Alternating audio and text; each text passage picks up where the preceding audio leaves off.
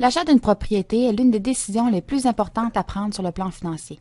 Selon Statistique Canada, les dépenses de logement d'un propriétaire ayant un prêt hypothécaire à rembourser représentent en moyenne 35% de ses dépenses courantes totales. Le surplus budgétaire disponible pour l'épargne à la retraite se trouve donc à être réduit suite à cette décision.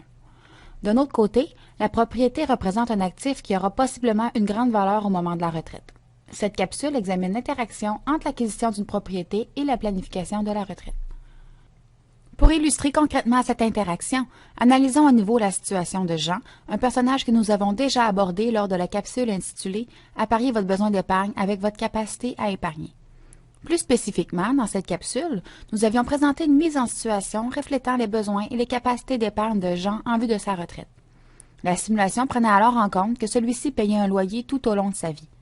Supposons maintenant qu'il devienne plutôt propriétaire d'une maison de 200 000 $ à l'âge de 35 ans. Pour financer cet achat, Jean puise dans son épargne retraite pour une mise de fonds initiale de 20 % et il financera le reste à l'aide d'un prêt hypothécaire avec des paiements échelonnés sur 20 ans. Le reste des paramètres de la simulation est identique. Ainsi, Jean est un célibataire de 28 ans qui espère prendre sa retraite à l'âge de 65 ans. Il occupe un emploi qui lui procure un salaire annuel de 40 000 $ et il aura droit à une augmentation salariale de 3 % par année dans le futur. Il n'a accès à aucune forme de régime privé de retraite de la part de son employeur. Jean est une personne averse au risque, il est par conséquent sécuritaire dans ses placements et il ne dépense pas beaucoup. Il n'a présentement accumulé aucune somme en vue de la retraite. Dans notre simulation, nous prenons en compte les hypothèses suivantes.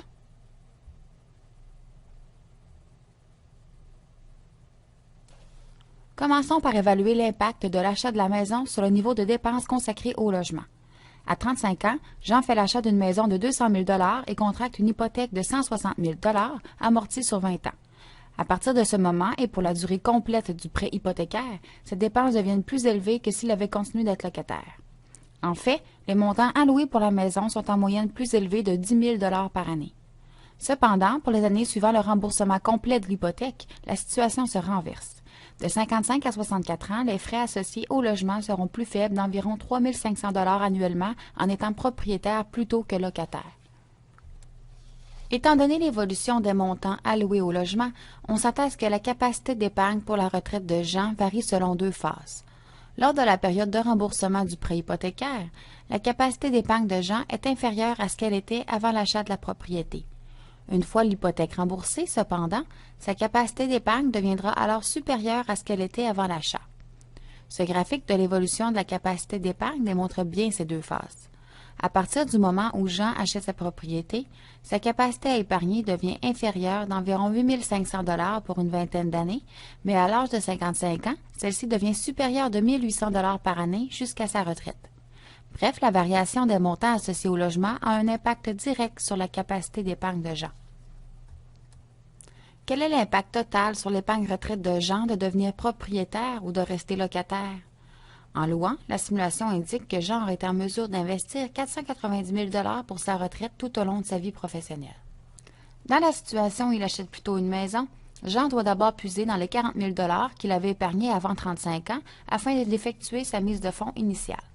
Par la suite, considérant la réduction de sa capacité d'épargne pendant la durée du prêt hypothécaire, il sera en mesure d'épargner un total de 337 000 $ pour sa retraite, soit 153 000 $ de moins que dans la situation où il demeure locataire. Sera-t-il quand même en mesure de satisfaire ses besoins financiers à la retraite? Si l'achat d'une maison affecte négativement la capacité d'épargne, cet effet peut être amoindri si l'achat contribue à réduire les besoins financiers à la retraite. C'est ce qui se produit dans le cas de Jean. Ainsi, durant sa retraite, les dépenses reliées aux frais d'entretien de sa maison sont inférieures au paiement de loyer qu'il aurait effectué en tant que locataire. L'écart se chiffre à environ 5 500 $ par année sur 20 ans, ce qui représente un impact considérable sur ses besoins financiers ainsi que sur le montant qu'il doit accumuler pour son épargne personnelle.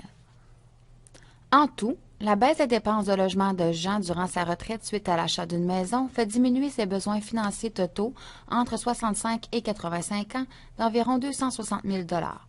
Les besoins d'épargne personnelle de Jean diminuent donc du même montant.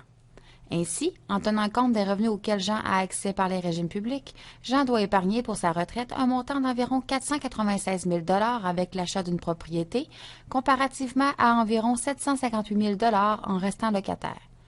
Pour arriver à accumuler cette somme d'argent, il devra investir 4 485 $ par année dès aujourd'hui, à 28 ans, comparativement à 7 461 $ dans une situation de location. Jean est-il en mesure d'épargner un tel montant si on tient compte de sa capacité d'épargne réduite? À 35 ans, les sommes accumulées par Jean, combinées au rendement anticipé sur ses investissements, représentent près de 48 % de son objectif de retraite. En déboursant une mise de fonds de 20 % pour l'achat d'une maison, Jean utilise cependant la majorité de cette épargne. Le montant annuel à épargner afin de combler ses besoins devient alors 7 000 $ par année dès 36 ans. Étant restreint budgétairement durant le remboursement de son prêt hypothécaire, ce montant augmente d'année en année pour atteindre 20 272 $ à 55 ans. À cet âge, Jean n'a accumulé que 172 664 $, ce qui représente, en le laissant fructifier jusqu'à la retraite, 54 % de son objectif. Heureusement, lorsque son prêt hypothécaire vient à échéance, sa capacité d'épargne augmente, lui permettant d'atteindre son objectif de retraite à 100 %. Cependant, il doit faire un grand effort financier pour ramasser les sommes manquantes. Ainsi, de 56 à 65 ans, Jean investit près de 190 000 $, soit une moyenne de 21 000 $ par année.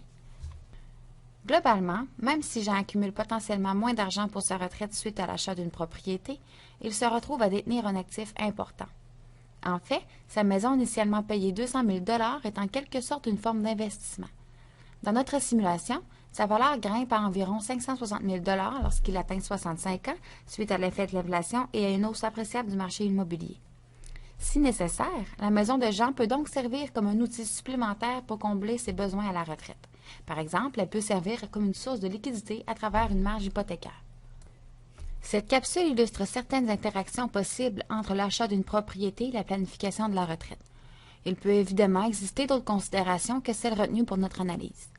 Par exemple, il aurait peut-être été opportun pour Jean d'utiliser le RAP ou régime d'accession à la propriété, qui consiste en quelque sorte à emprunter sur son propre REER. Ainsi, pour effectuer sa mise de fonds initiale de 40 000 $ sur sa maison, le RAP aurait permis à Jean de retirer, sans incidence fiscale, 25 000 $ de son REER. Même si cette possibilité n'est pas prise en compte dans notre scénario, cette option représente un autre cas où l'achat d'une propriété et la planification de la retraite sont grandement liés, puisque le REER, un produit d'épargne retraite, est exploité pour favoriser l'achat d'une maison. En conclusion, dans cette capsule, nous avons analysé l'impact de l'acquisition d'une maison sur la planification de la retraite. À l'aide de scénarios qui comparent la situation financière d'un individu qui devient propriétaire ou reste locataire, nous avons constaté que l'achat d'une propriété peut avoir un impact significatif sur la planification de la retraite. Celle-ci représente néanmoins un actif qui aura possiblement une grande valeur au moment de la retraite, un outil de planification supplémentaire.